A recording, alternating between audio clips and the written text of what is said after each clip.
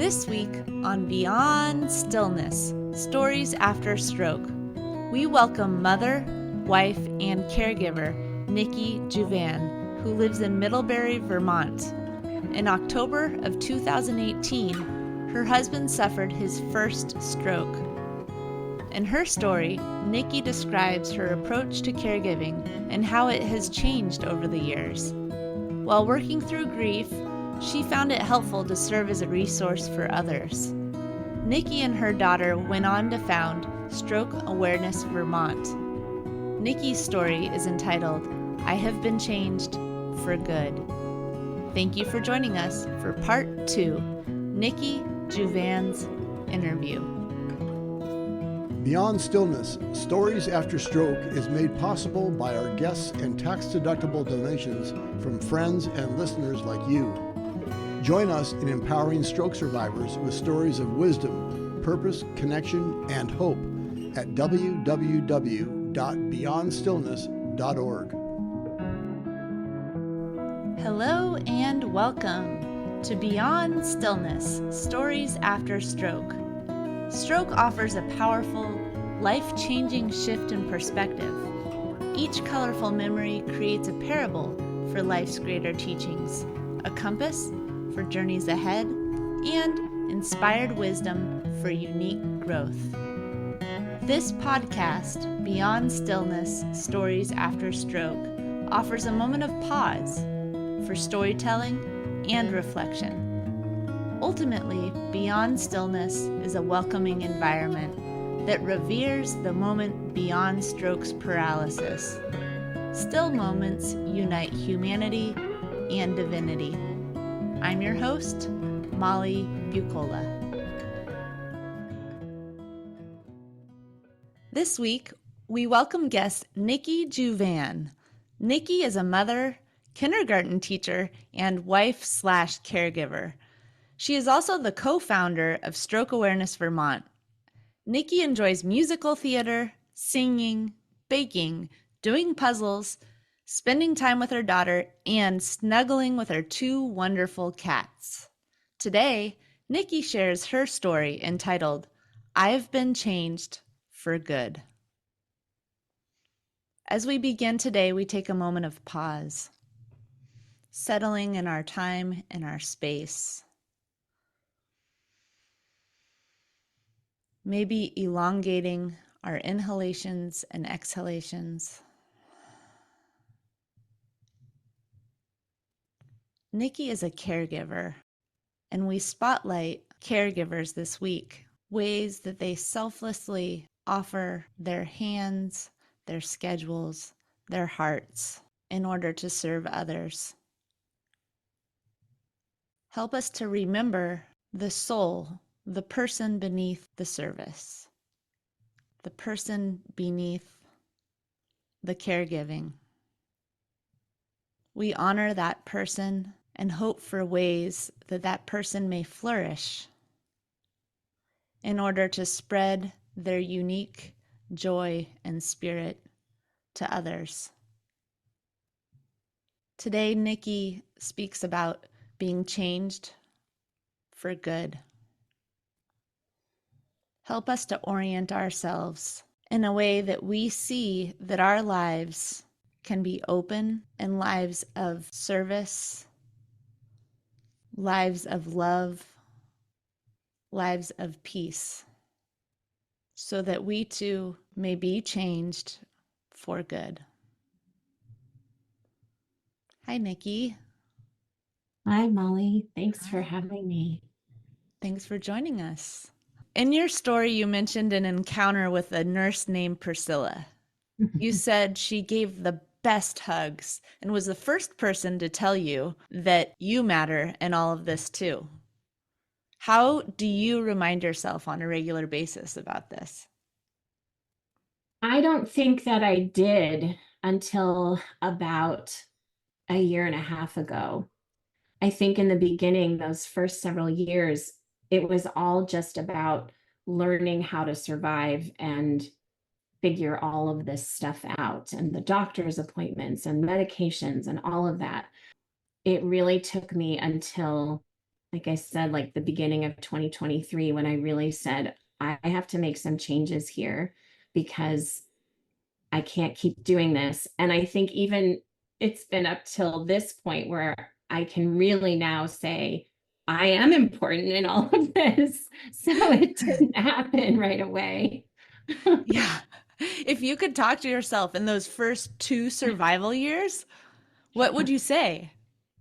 I think I would just keep saying, don't forget yourself. Don't lose Nikki. But I don't know that I would have been ready to hear it. I mean, I heard it from other people at that point, but I don't think I was ready to hear it, to really internalize it until fairly recently. Hmm. And what helped you internalize?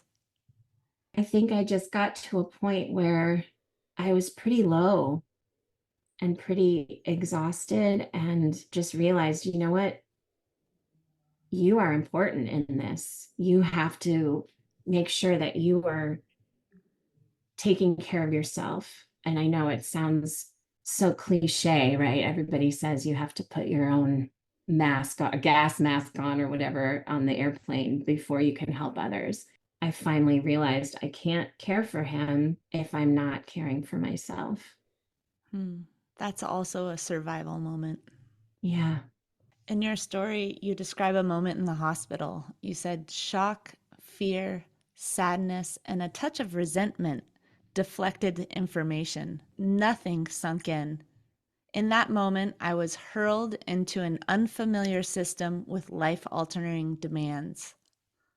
At what point do you think the reality of this life change began to sink in? I think it was probably when Trent came home after that second stroke. He went through a lot with that second stroke, and consequently, I did as well. Bringing him home and coming to understand that this recovery was going to be different than the last and harder than the last one. That's when it finally sunk in, like, this is not like it was before. This is a long road.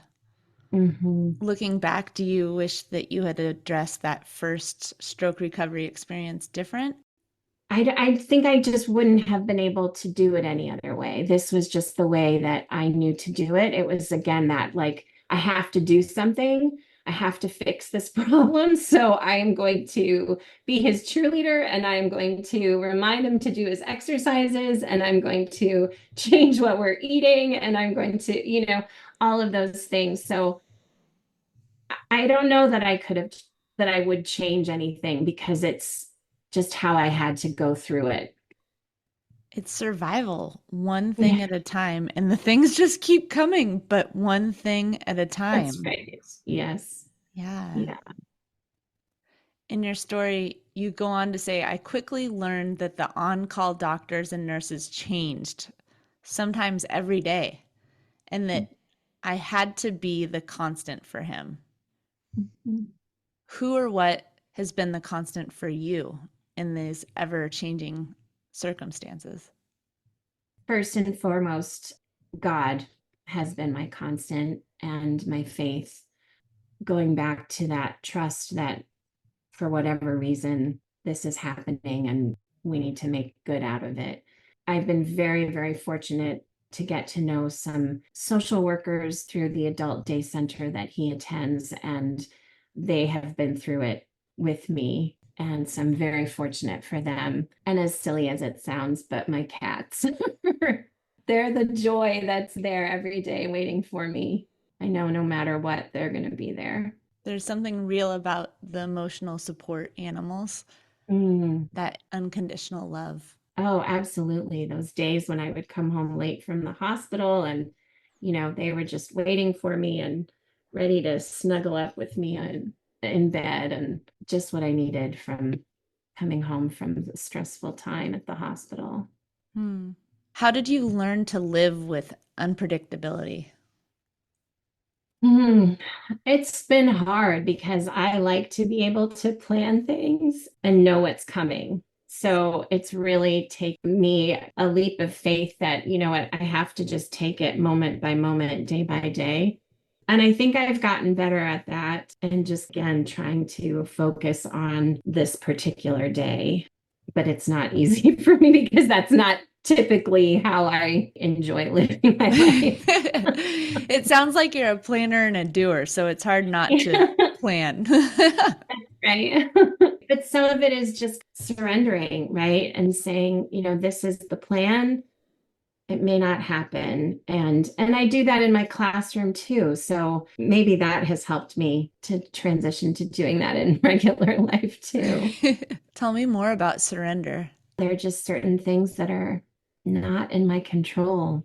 That's one thing that I've learned through all of this is that I really like to have information and know why and what. And I'm sure that's partially because I like to be in control. I've come to understand that there are things that are not in my control, and I can either really, really stress about that, or I can just take a deep breath and surrender and just say, there's a prayer that I love. Jesus, I surrender myself to you. Take care of everything. Mm. And it's like, yep, you need to do this because I can't. Your turn. Hand it over. Exactly. Oh. You created a booklet of stroke survivor stories from your support group. What was your story gathering process? I came up with some questions. Again, this all kind of stemmed from what we wished we had had while we were going through this. And so I came up with some questions that I presented to the survivors, and they either emailed me back responses, or sometimes we got on the phone and just did it over the phone. And then my daughter and I made it into a narrative form, then compiled that into the booklet. Yeah, stories are so powerful. And like you, the same thing happened to me. Listening to stroke survivors tell their stories, I'm like, we have got to capture this. What went easier than you imagined? I really had no expectations of what it was going to be like. I didn't know how many survivors we would get to share their stories, because it can be difficult to remember all of these things. But I think that they all were very open, and so I think that was the nice surprise, is that they were so committed to helping other survivors and by sharing their stories. So it ended up being pretty easy to get them to share. I think once we hear the stories of others, we think, oh, I have a story too. Mm-hmm. Yeah. Yeah. And then what did you do with the Stroke Stories booklet?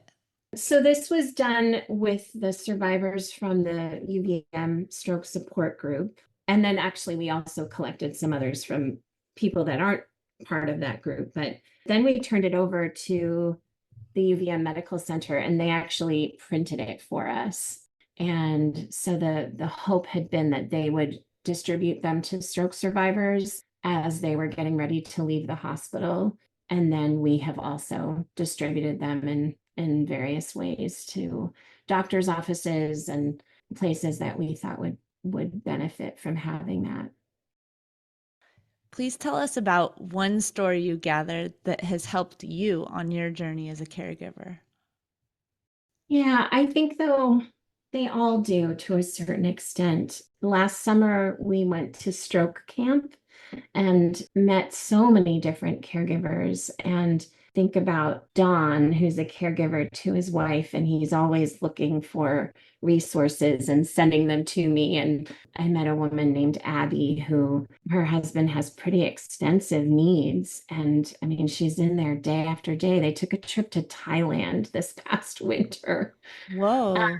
Yeah, incredible. But I've also met Ivy, who is so inspiring to me because I feel like we have similar journeys in that realization that I'm important in all of this. So I've been very fortunate to meet so many inspiring caregivers.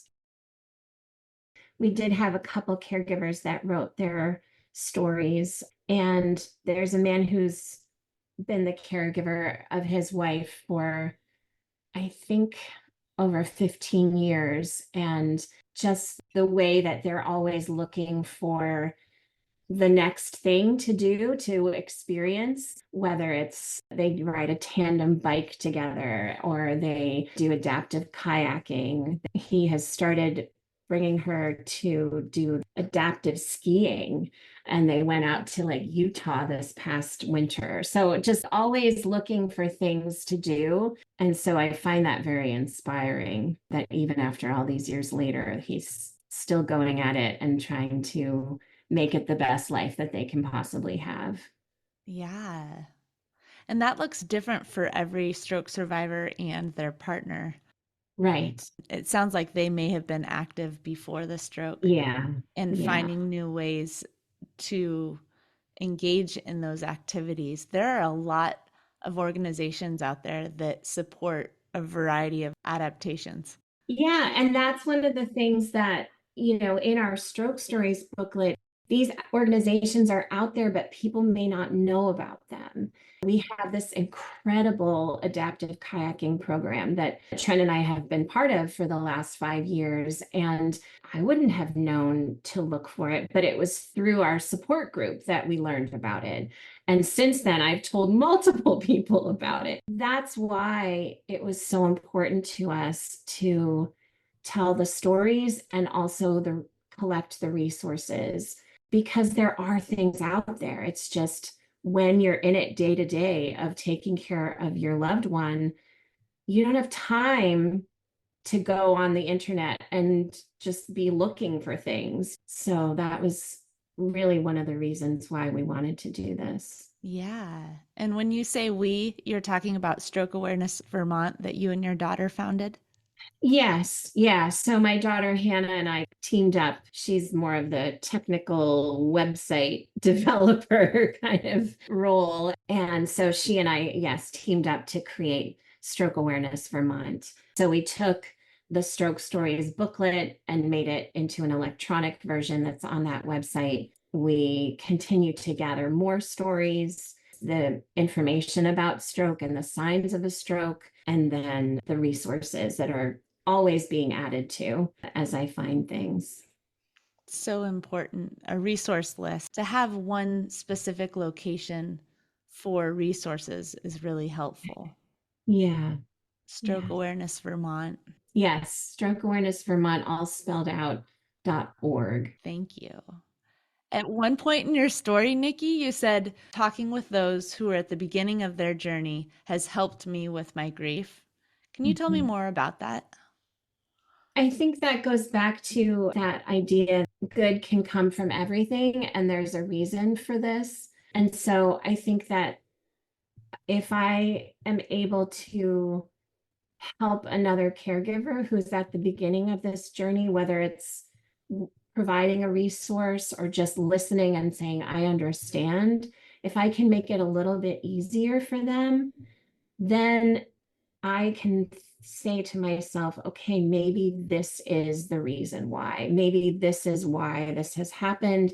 And this is what I'm meant to bring from it to help others. And so it heals my heart a little bit each time I'm able to do that. Hmm. You quoted the Broadway musical Wicked. It says, I've heard it said that people come into our lives for a reason, bringing something we must learn, and we are led to those who help us most to grow. If we let them, who can say if I've been changed for the better? But because I knew you, I have been changed for good.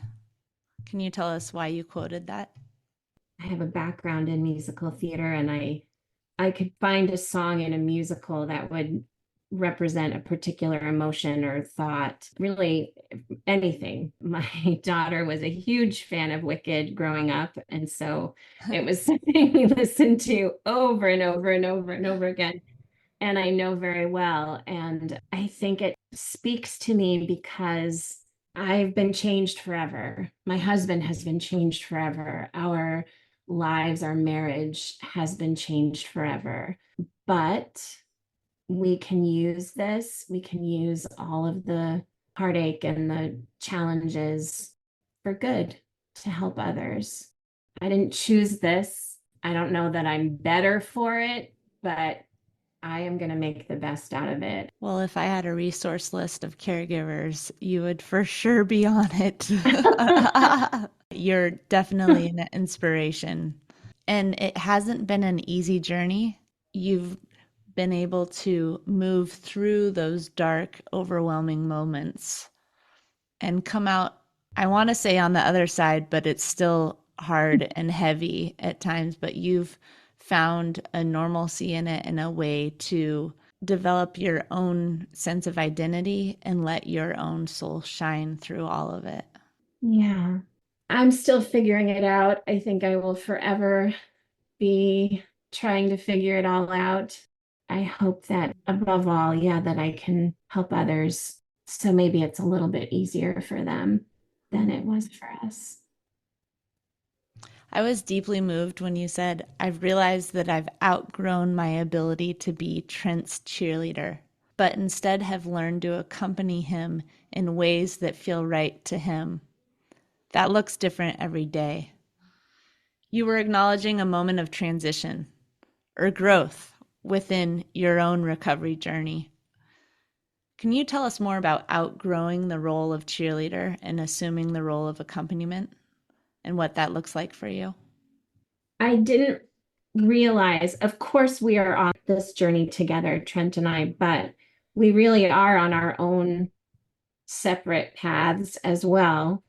And I realize that they don't have to coincide and move at the same speed as each other. And I am not in charge of his recovery.